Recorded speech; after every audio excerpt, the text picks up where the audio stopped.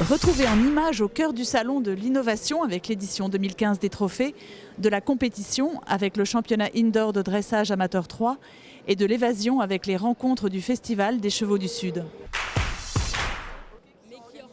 Organisés chaque année au Salon du Cheval de Paris, les trophées de l'innovation sont un enjeu pour la filière, comme le souligne le président du jury 2015, Yves Leroux.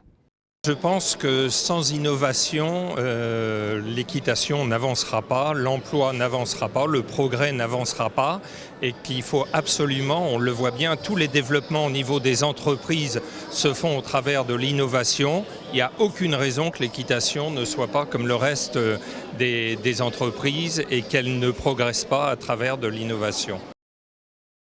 À 17h45, lundi 30 novembre, Frédéric Breguetzer avait le sourire. C'était lui, l'heureux élu, au terme d'un long processus.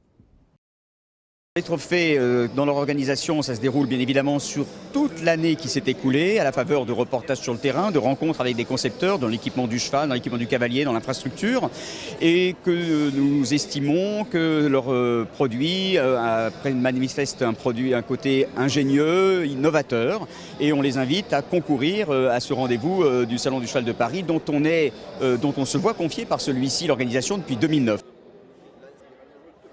Plus d'une trentaine de dossiers avaient été collectés et 17 étaient retenus. Tapis, couverture massante ou connectée, abreuvoir intelligent, barres, casques, rênes, le jury avait le choix. Ces 25 membres, des journalistes, des socioprofessionnels, des cavaliers comme Camille Condé-Ferreira ou Odile Van Dorn, ont d'abord eu 2 heures pour étudier les produits. À l'issue d'un premier vote, 5 innovations étaient retenues et leurs inventaires avaient alors 5 minutes pour présenter à l'Assemblée des juges leurs nouveautés et répondre aux questions. Un deuxième scrutin permettait alors de désigner le vainqueur. Et le lauréat de cette édition 2015 est le Free Lunch, créé par Frédéric Breguetzer et commercialisé par la sellerie Antares. Alors, le free lunge est un entraînement destiné au travail à la longe qui a pour caractéristique principale d'orienter le cheval sans le contraindre à être dans l'attitude. C'est sa grande innovation. Il est caractéristique également parce qu'il est très facile d'utilisation, il n'y a pas de réglage, donc aucune chance de maladresse et il convient à tout type de chevaux, avec tout type de longeurs, qu'ils soient complètement amateurs ou qu'ils soient experts en la matière. C'est venu d'un constat concret que j'avais sur un cheval que je longeais et quel que soit l'enraînement que je lui mettais, venait lâcher le mors et attraper, mordre dans les ficelles de l'enraînement. On a tous connu ça un jour ou l'autre avec un de nos chevaux et je voulais un système qui me permette de coulisser et de retendre l'enraînement au fur et à mesure qu'il relâchait la main. Je suis très fier d'être le lauréat et surtout que mon enraînement est plus grand nombre dans ce jury de professionnels de la filière. Place au dressage sur la carrière fédérale. Lundi 30 novembre, ils étaient 14 cavaliers à briguer le titre de champion de France indoor amateur 3. Justine Boulanger prend la tête de la reprise imposée. Jessica Dallet suit, talonnée par Priscilla Rose. Sur la libre, les positions de Jessica et Priscilla s'inversent. Mais Justine et son poney échelle Femme Louis confirment avec plus de 72%.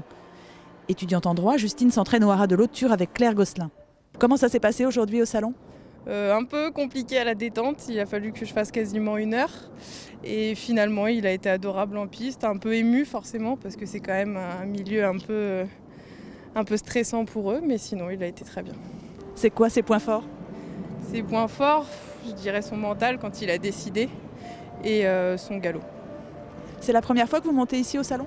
Non, ça fait le championnat indoor, j'ai dû le faire 3 fois et sinon avant je faisais les intersociétés. D'accord. Et ce championnat indoor, c'est quelque chose de particulier ? Pour moi, il veut dire quand même beaucoup parce que ce sera son dernier championnat parce qu'il va avoir 17 ans, donc c'est un peu sa fin de carrière. Et ouais, donc c'était le dernier, donc je voulais vraiment le faire.